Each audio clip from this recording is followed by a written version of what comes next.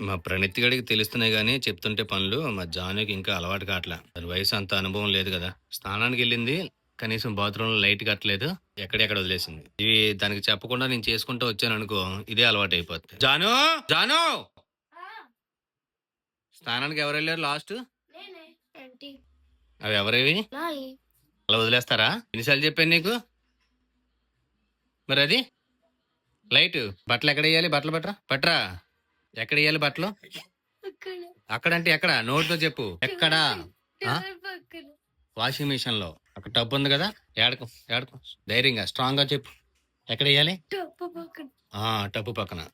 అక్కడ అలా light వదిలేసావు, door open వదిలేసావు, బట్టలు ఏమో మంచం మీద ఇష్టం వచ్చినట్టు పాడేసి వెళ్ళిపోయావు. మీకు నేర్పించాను కదా. అన్నయ్య ఎలా చేస్తున్నాడు? స్నానం చేసిన తర్వాత టవల్ కూడా తీసుకెళ్లి బయట ఆరేస్తున్నాడు.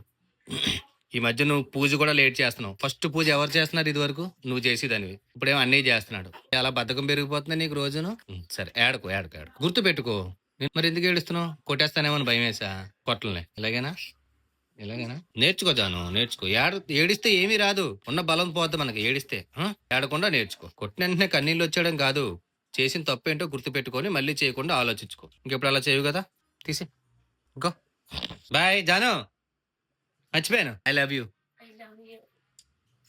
వెళ్ళు.